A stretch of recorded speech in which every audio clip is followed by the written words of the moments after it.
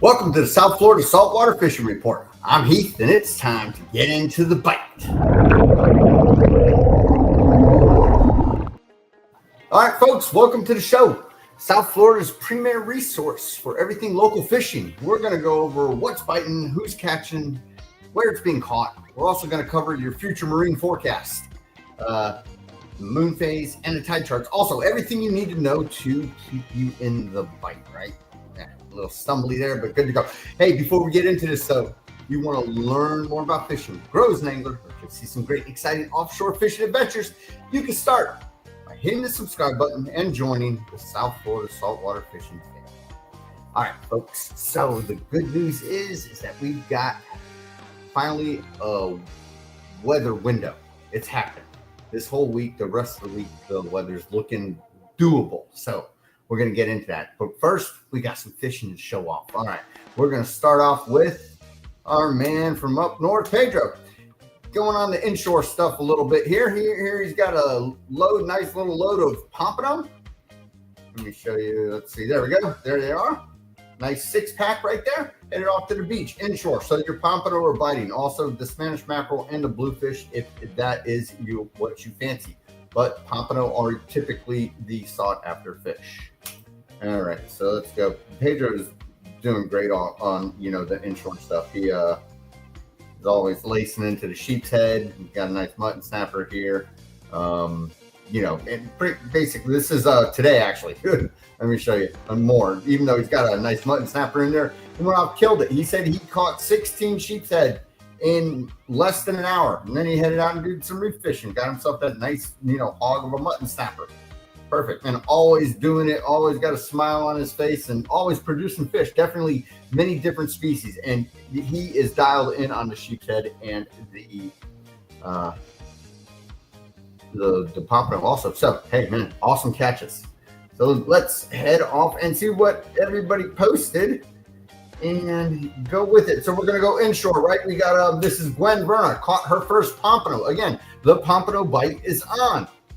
Very, very good. It's always great. She's getting into fishing and species by species, knocking each one off the bucket list. So this is a very nice catch. Thank you as always, Gwen, for your submissions. What else inshore do we got? Another, let's see, Sean Townsend up north a little bit in Stewart. Again, the pompano. So if you're inshore and you're looking to do it, the pompano are biting, folks. Use your pompano rig, your chicken rig. They bite fish bites, sand fleas. What else? And whatever else maybe that might be gone. This is yes, Pedro with a time shot. I guess he started fishing at 8 o'clock and it's 8:50 and he's done with his sheep's head fishing. Pedro, dialed in on the South Florida Saltwater Fishing Report. Thank you, sir. Appreciate everything you do for us. All right, keep on keeping on. So again, right, inshore fishing, you've got the pompano. Here we got a submission. Not too much of a saltwater thing, but little baby gator. Perfect catch. This is Marlo Kennedy Aleba. Thank you, yeah. Let's see.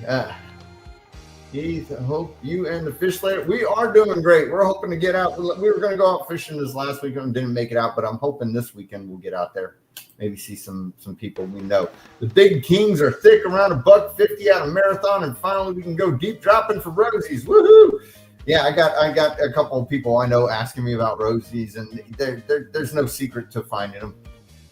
Great reports, by the way, and the bully netting is, hey, good for the lobster, right? Glad to hear about that, this late in the season. Perfect. All right, so that's our inshore stuff, right, folks? Alligators, pompano, sheep's head, right? Those the three main characters, not including the alligator. All right, so let's head to the reef, right? We saw Pedro had this nice mutton snapper, right? So the mutton snapper are there. I mean, he's pretty much dialed in. We know a few folks that show up here repeatedly on the show, and they got mutton snapper dialed in. Let's see if he gave us any info. He said he got him. He can go home now. He fishes frozen sardines, right, Pedro? I believe that's what you usually end up, or fresh sardines, and he drifts and just hunts around and finds them. Let's see here. This is Timothy with a nice cobia off marathon while targeting mutton snapper. Okay, perfect. Can't complain about that. Targeting mutton snapper with live pinfish, and you end up with a nice cobia. That's good. So cobia aren't too much of an East Coast Atlantic thing. I mean, they are an incidental catch. They're more of a, there's actual cobia spots out on the in the Gulf of America, right? $1.50 frozen sardine, long leader. Yes, I understand that.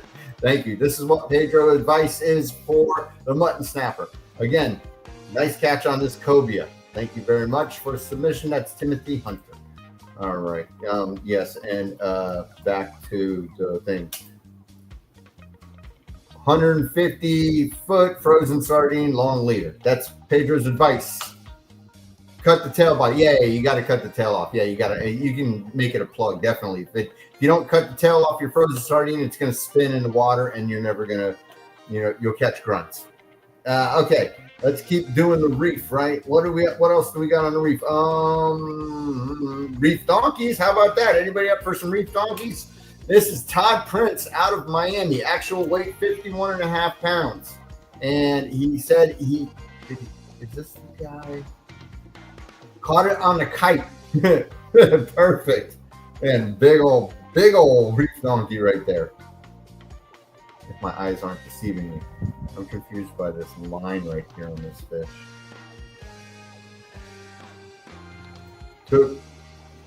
Took crayfish and broke the claws off them. Caught nice muttons and grouper. Awesome. Your secret is out. Uh-oh. Gotta watch out who you tell what. Thank you, Todd.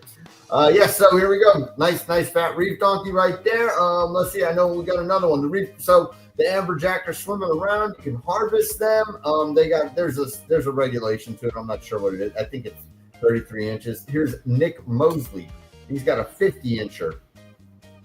I believe they are. There's that line. So yeah, I was right. It was reef. I believe they're a fork fish, not necessarily a full-length fish, but regardless, solid fish, man. Throw that thing on the smoker right there, right, folks? So the reef donkeys are around, and that is greater amberjack for those of you that are looking for the proper name. All right, what else over the reef? Here we got Neil Link. Neil Link takes his he is Palm Beach Charters, I believe. Bear with me 1 second. Let me give him a proper plug. He is a charter captain out of Palm Beach Inlet, right? So if you are in the area and you're looking for a captain, Neil, he goes out, like I said, out of Palm Beach. Give me a sec. Bear with me a second, and I will, of course, I'll find out the exact name of his. Got to look up right here on my notes.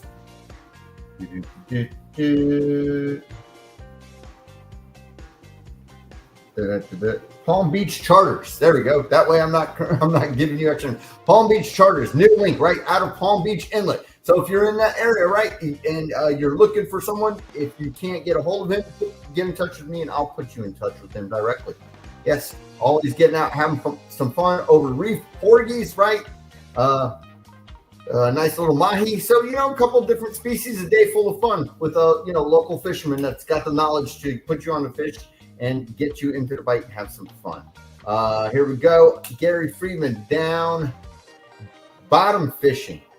Caught a nice slob of a kingfish. There we go. More smoker fish, right? The smokers are getting fired up between the amberjack and the kings, unless you like them some other way.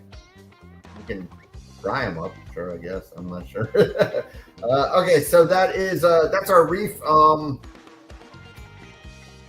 Big old reef donkeys and everything. Again, the deep dropping's going on, right? Tile fish is open. Here we got Billy says he went out for the golden tile fish, didn't run into them. So, hopefully he hit up some rosies or something. They're in common areas, but yet very different. You got to understand what you're going for when you're going for them. All right.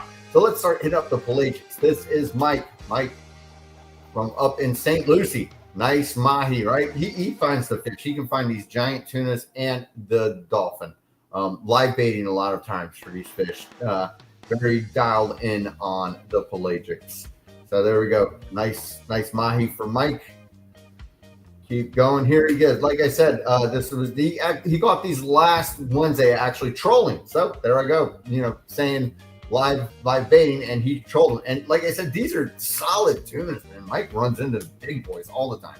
So yeah, great catches right there. Thanks, Mike, for always submitting and keeping us in the know. So you know the mahi and the tuna, they're swimming around. They're scattered. You got to do the time, put in the time, and find the work for them. But they're there. Here we go. Richard, long time since he's been out. Finally got to get out and getting back on it, doing some bonita population control. So really right now, I'm sorry, this is Richard. I hope I didn't say Mike. Richard takes his daughter out. They go fishing. They have some fun, great family fun, right? So right now, these are the little bullet bonitas that you're going to find swimming around over the deeper edge of the reef, 70 to 90 feet or whatever. You run into them. If this is what you're into, you catch one of these, you throw them on a stinger rig, and you get them back in the water real quick, troll them out to about 300. Look for that kingfish, that sailfish, that wahoo bite. These are golden baits this time of year. So, or you can just bring them home and you keep them for deep drop baits too, or chunking for snappers or whatnot on the reef. So let's keep on keeping on. We saw Pedro and his great catch. I know there's a wahoo. Here we go. 16-pound weehoo, 4J's fishing charters. Nice. Perfect. That's a skinny boy. But hey, that's a male wahoo, obviously. The females are a little bit fatter. He's going through probably, looking to eat real good over the next couple of months and, make little baby wahoos come around March when they start, really swimming around in the springtime and picking off things. So great wahoo catch right there. Perfect. Thank you for the submission. I think it's only 16 pounds. Man, it looks a little bit bigger, but maybe we're doing some stretching. Very nice wahoo catch. Thanks, guys.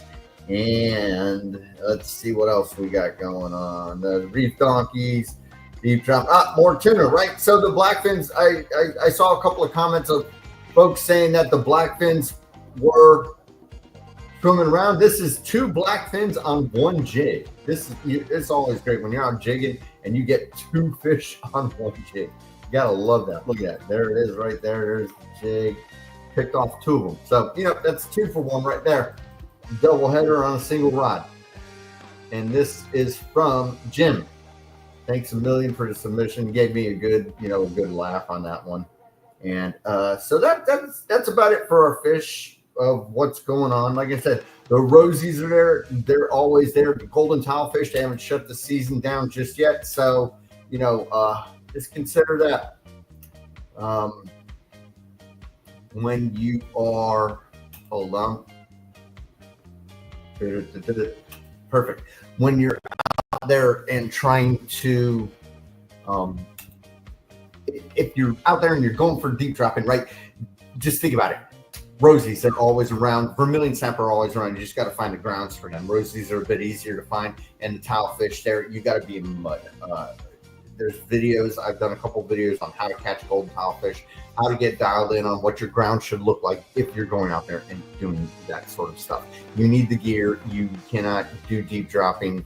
I mean, well, you can hand crank all day. It ain't gonna be real fun, but you need electric reels. All right, folks. So that's our fishing, right? Snappers. I haven't had much posting of yellowtails, but yellowtails are there, folks. They're gonna wind down here soon, but yellowtails. The mud snapper is starting to show back up. Obviously, we see Pedro, doing some population control, and there's much more. Over the reef, we've got kingfish. I know that kingfish are, swimming around right now. The bonita have left, so the kingfish are, they can eat in peaks. Wahoo sporadically here and there. Out a little deeper, you got your tuna. Tuna are between 300 and 500 or 600 around there. You're just going to run into them. That's blind trolling.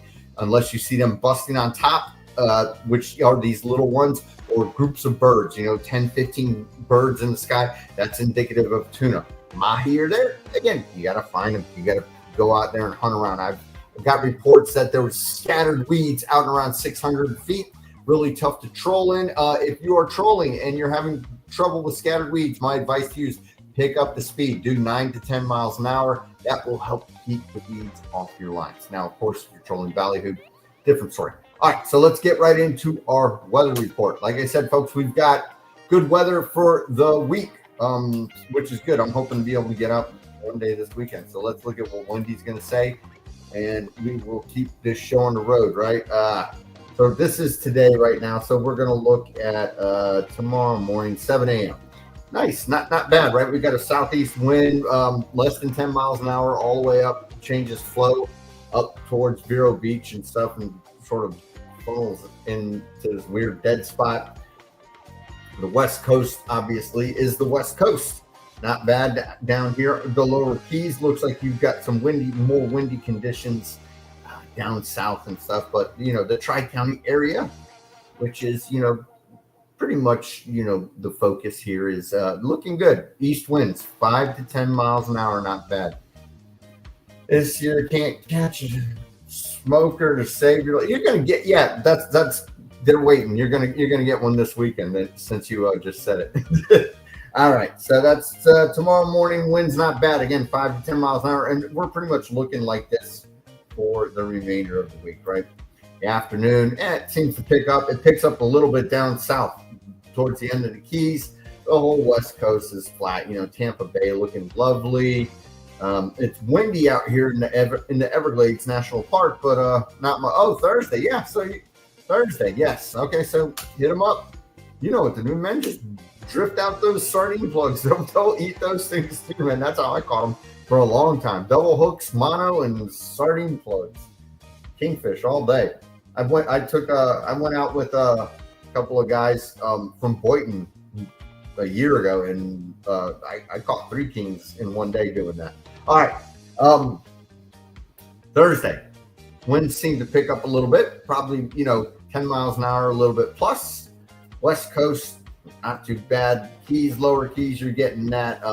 But again, hopefully the seas won't be too rough. We'll take a look at that. So our winds are a little bit picked up Thursday morning. As we head up the further north you get, the winds seem to start coming from the southwest. They are coming from the southeast the further down the state you go. In the afternoon, the winds seem to die down. So it looks like you're going to have, the winds are going to start out a little bit elevated in the morning and then sort of peter off as the sun comes up. Friday morning, about 7 a.m., nice day out. Looking even more calm. Hopefully, it'll stick around for, the folks who only got the weekend to get out and do it. And it's holding the same pattern. It looks like it's coming from the more easterly, but as you go up towards Vero, towards St. Lucie and north, it's coming from the southwest. So up there, they're going to probably have a swell, which, might be what we get the remnants of down south. The west coast, again, Everglades National Park, looking a bit windy, but not too bad. The Keys, a little bit settled down come Friday morning. Friday afternoon, not too bad. Looking about the same as the rest of the week, right? So good stuff. Saturday, these are the days for the folks that, do it all week. Saturday, 5 to 10 miles an hour, not bad. And again, the same thing as we get more up north, it starts heading southeast. Here we've got an easterly wind. The Keys is just not getting there. It's breezy down there, way down there. But the Tri-County area, Palm Beach, the further north you go, it's looking, relatively calm, especially up in, Vero Beach right here, Port St. Lucie, looking nice, right? Tampa Bay looking beautiful. Hey, C6 in the show. Chloe, how you doing? Hope you're having a good evening, Dad, watching you while doing homework. Perfect. Thank you. Thanks for watching. Hope everything's going good. And yes, Chloe is studying to be an aeronautical engineer. Aerospace engineer. I blew it. Anyway, regardless, let's keep on with our yes, she's worked for NASA and hoping to get she's got a couple of nice interviews lined up. All right. Regardless, don't stray. Saturday morning, right? Saturday afternoon, let's see what happens if we're going to get the lay down. It stays pretty constant Saturday. The West Coast seems to lay down and you're going to have like no breeze. We're looking at lots of humidity, folks, is what we're looking at. That's this time of year. That's why we saw fog all over the state this morning. Heavy fog. It's going to reappear tomorrow morning. Probably won't make it much further down into Palm Beach the way it did this morning, but the fog is due to the humidity in the air, the reappearance of that, this sort of weather pattern that we're having. The good thing is our rain chances are pretty much non-existent all the way through the end of the week. So that's Saturday. Sunday morning, again, southeast winds 5 to 10 knots, nothing bad. It's looking pretty good. Again, like I said, these are ideal boating conditions. We're going to have 1 to 3 foot seas, not bad. The period shouldn't be too horrible, and we should be able to get out there and do it, folks. Sunday afternoon looks like it calms down. So again, you're going to have a little bit of wind in the morning, and it'll let up as the sun rises. Monday morning, let's say 7 a.m. Monday morning, again, same thing, 5 to 10 miles an hour. Same stuff over on the West Coast. And as you can see, we start out southeasterly, and the further up the state we go, it turns southwest. The Keys still very windy, not very windy, but 10 to 15 miles an hour all week long down there. So if you're further up into the mainland of the state, you're getting your break that you've been looking for. Monday afternoon, it stays about the same. Maybe it looks like it picks up a little bit further up north, but in the Tri-County area, we're staying the same. And down in the Keys, same thing like that. Everglades National Park, you've got this wind, so it'll be a bit windy, but that's water that's inches deep, so fishing there is no problem. Tuesday morning, 7 a.m. Tuesday morning. And so it looks like we're starting to pick up, get some more windy conditions starting Tuesday midweek. And then, your West Coast, of course, when you got the wind coming from the southeast or the east, they got all that protection. So, state water is definitely going to be real laid down there. Keys still seeing, double digits all week. Palm Beach County picking up. That's Tuesday morning. Tuesday afternoon gets even worse. Let's see. Just look into Wednesday, see what happens if it goes like. Yeah. So starting Tuesday, it's going to pick up a little bit, but we've got we've got the rest of this whole week and throughout the weekend looking fairly good. So let's go back to tomorrow morning about 7 a.m. We're going to take a look at our waves, right? Again, folks, if you are joining us for the first time, all of these apps that I'm using, Windy, WindFinder, NOAA, all of these websites are in the description. You just copy the link, click on it. It's public knowledge. How you use the Windy right here is down here. There's a color-coded chart. Whatever, like this is our waves. So if you see these waves right here in this lighter aqua green, you go down here to your chart and you're looking at about, 1 to 2 foot waves, right? That is tomorrow morning. And it's very simple, to decipher. They don't make it real difficult. Over here, obviously, the 10,000 Islands and the West Coast, Everglades National Park is super light. It's not even on the chart, which means it's dead flat. Okay, so tomorrow morning, we're looking good in the Tri-County area. Like again, 1 to 2 foot seas, maybe a bit bigger here or there, but not bad. Definitely doable. And it looks like we've got, waves coming from the northeast. So if we click, and you can, again, on this website, you can click on any given area. And you see we've got 2 foot waves with an 8 foot, with 2 foot waves with an 8-second period. Right down in the Keys, if we go down here, you're looking more at 3 foot with a 4-second period. So that 4-second period means it's going to be very choppy, right? 3 foot waves with a 4-second period is bumpy, right? 2 foot waves like up here with an 8-second period, that's a swell. So you see the waves here coming from the northeast. They're getting that swell. So again, what we saw was the waves coming, the wind coming from the southeast, and then it heads to the southwest. That creates this northeast swell, and that's what we're getting for tomorrow morning, right? So tomorrow afternoon, same thing. Doesn't change. Tampa Bay clear, to lake flat. The whole West Coast dead flat. With very shallow water. I say this time and time again, state water is 9 miles out. You're still in 3 feet of water on the West Coast. Same the further you go up north, right into Vero Beach. Once you get up into these areas north, you got to head out 20, 30 miles to get into any sizable water. So they are getting the swell right up north. They got 3 foot waves at 9 seconds. So they're getting a nice swell. That's tomorrow afternoon. Thursday morning. Thursday morning, again, still looking pretty good. Looking about 2 foot waves, 5-second period, not bad. The further south we go, the period's going to shrink, right? Northern Keys, we're looking at 3 foot with 4-second period. So it gets, a little chunky down there. Palm Beach, 2 foot with 5-second period. Don't listen to me. Thank you.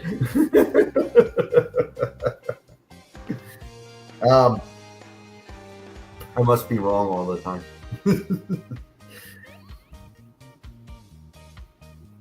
9 miles to 90 feet in Sebastian. That's what. Yeah. But I'm talking Vero Beach and north of that. Sometimes I'm wrong.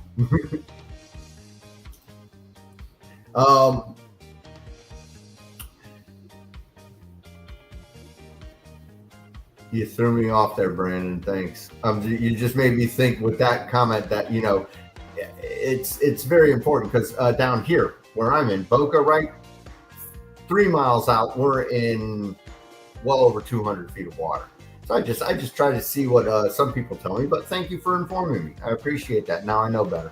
All right. Anyway, back to it, right, folks? So that's tomorrow, Thursday morning.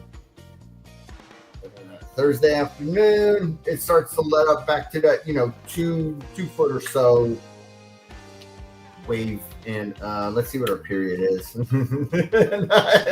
It's all good, man. Hey, listen, I appreciate the information, man. I stand corrected sometimes. All right, 2 foot, 4-second period, right? So our period's shortening as the week goes on between the waves. So it'll be a little bumpy out there, but again, boating conditions definitely, nothing to be scared of. Friday, 6 a.m. Looks like we're heading back to that northeast swell. Yeah, it's not very swelly. It's 2 foot at a 6-second period. The further north we go, it's 3 foot, 8-second period. So again, this follows that thing where you saw the southwest wind creating the northeast swell. Down in the Keys, the lower Keys, Marathonish. Again, same thing, 2 foot with a 4-second period, but that's inshore. Again, the Keys, you got to get out. You got to get to the reefs. It's 7 miles out there. So, all right. That's Friday morning, Friday afternoon. Stays about the same, 2-3 foot. Not a problem. In the Tri-County area, and the further north you go, of course, you're still looking at, bigger waves, but, and the period's shortening as time goes on. Saturday morning, again, looking nice. 2 foot waves, 1, 2, not bad. Let's take a look around Boca-ish. 2 foot waves with a 5-second period is what they're calling for. So we'll see if that sticks. Saturday afternoon, looks like it lets down anywhere. Have I gotten any wahoo this winter? No, I haven't even had a chance to go out in months, man. I've seen people catching them. They actually, Brandon, they had a great season in November. I mean, everybody was picking them off left and right. And then now it's kind of petered out, but I am seeing them caught, periodically here and there. The charter boats who are out all day, they get lucky, and run into them too. But it's not, if you're going out and targeting wahoo right now, it's hit or miss, honestly. But back in November, they were picking them off like hotcakes. Very easy fishing. All right. Sunday morning. Let's see. Sunday morning, again, 2 foot seas. 2 foot seas with a 4-second period. So a little choppy in the morning there. Everglades National Park looking beautiful. The Keys, the same. They're looking, 2 to 4 foot, 2 to 4 seas, choppy stuff. The whole West Coast, of course, they're, beautiful.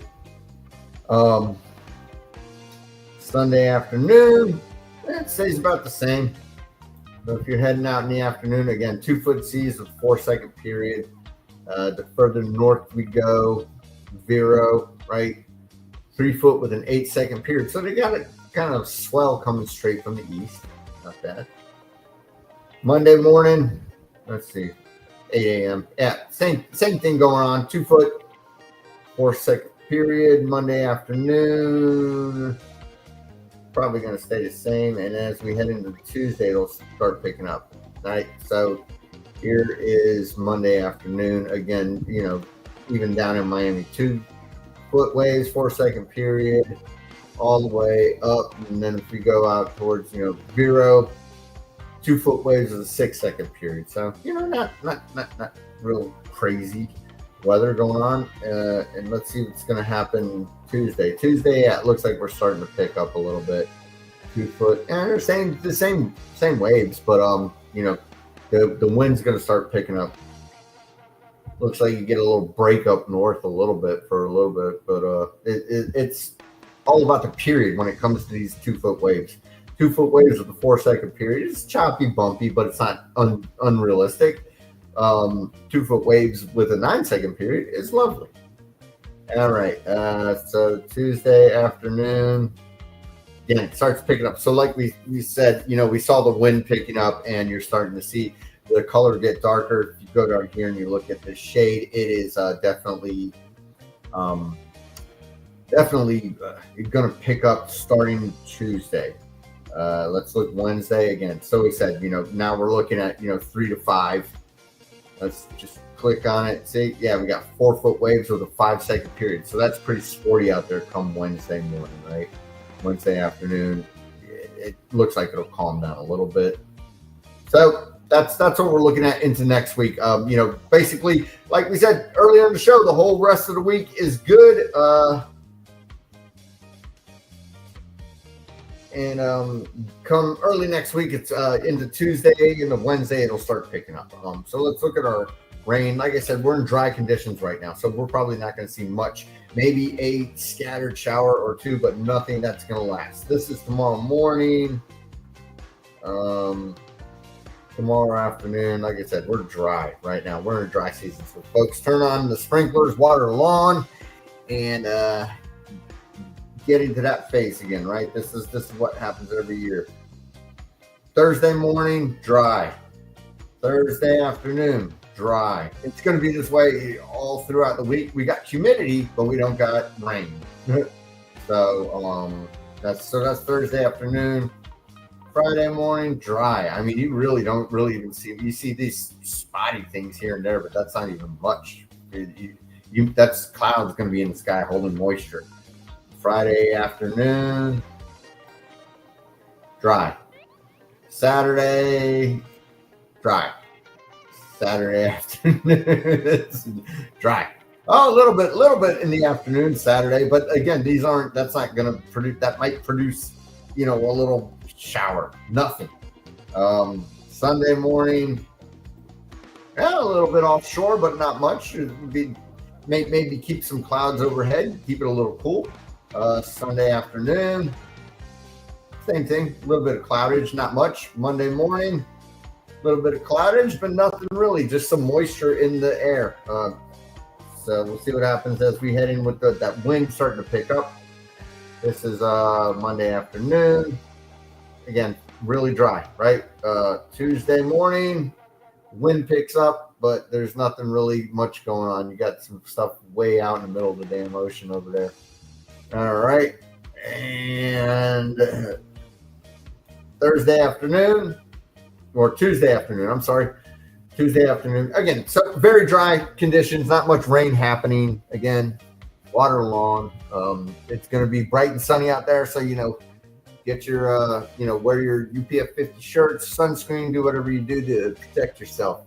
Sun is unforgiving. All right. So let's turn off windy. Let's go to WindFinder. Keep this show on the road, right? All right. And again, all these websites are in the description. Click on it and follow as we do. So tomorrow, southeast winds, below less than 10 miles an hour, not gusty at all. Sunny, as you can see, a little bit of cloud cover, not much going on.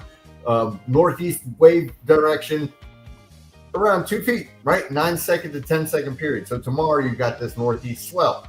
Not bad at all. Very good. Thank you, Brandon. Thursday, southeast winds. Friday, same thing, turning a little more easterly. The winds staying around 10 miles an hour, calming down a little bit Friday. in the morning and picking up in the afternoon. As you can see, sunny, like we just saw. No real rain chances. Northeast swell at 2 foot, 2 foot plus, but still the 9 to 10 second period. So, through Friday, we've got this northeast swell.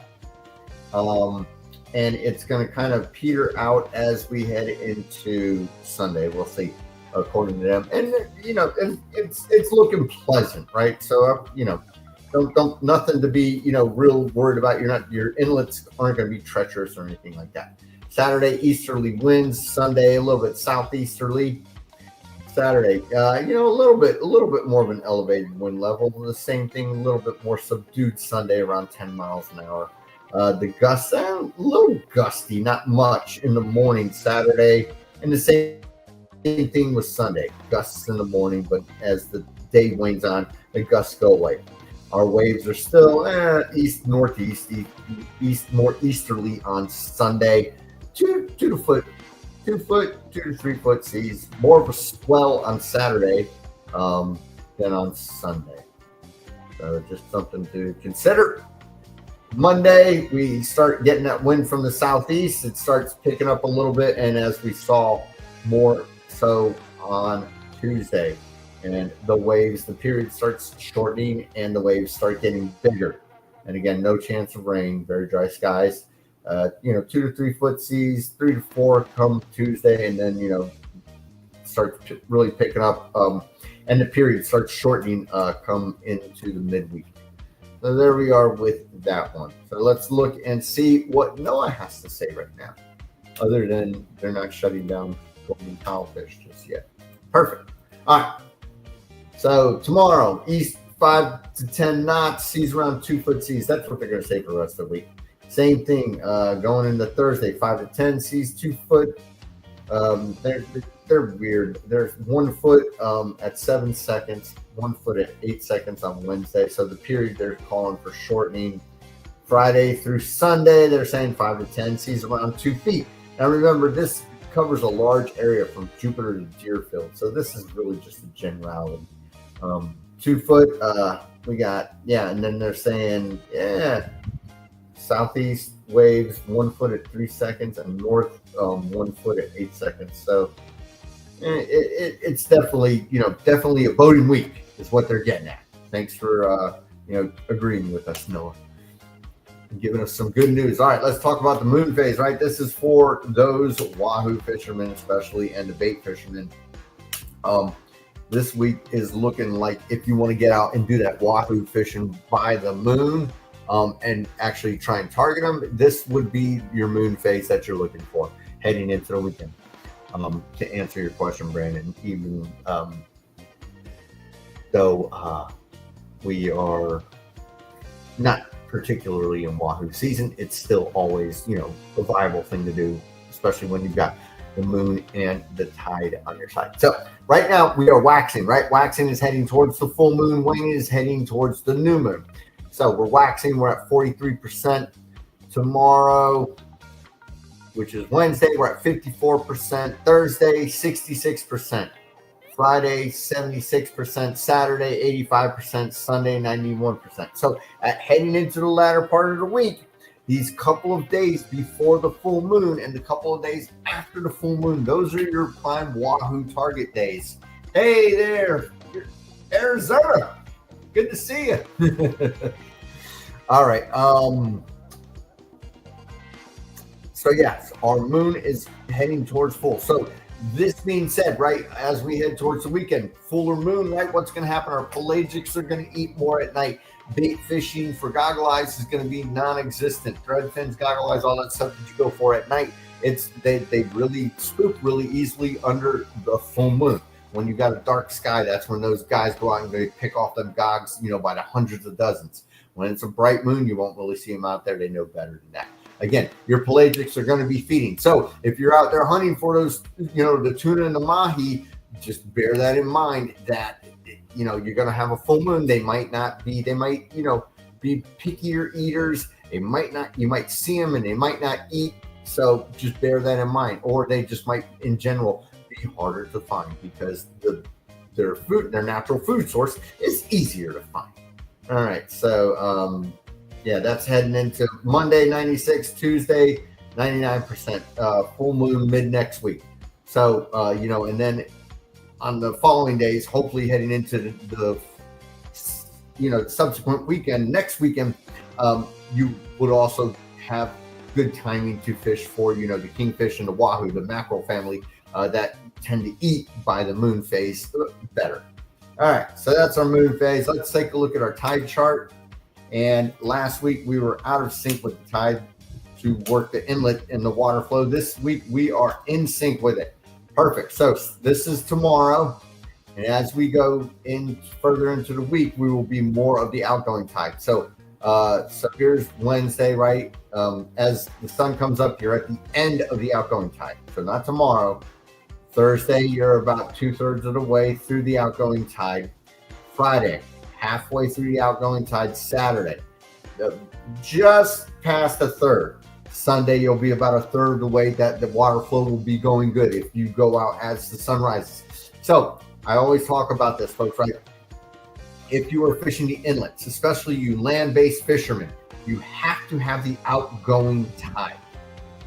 If you are fishing an incoming tide from a jetty or anything, if you're fishing the incoming tide, land-based or drifting, jigging, trolling, any of that, the incoming tide, you're going to catch nothing. Don't bother. It's a waste of time. You have to have the outgoing tide. The outgoing tide pushes out the sediments, the microorganisms, all the junk. The bait fish come in, they eat that, and then the big boys come in and eat the bait fish. That is how the cycle of life works with this water flow system when the water leaves the intracoastal and heads out into the ocean through the inlets. You have to fish the outgoing tide.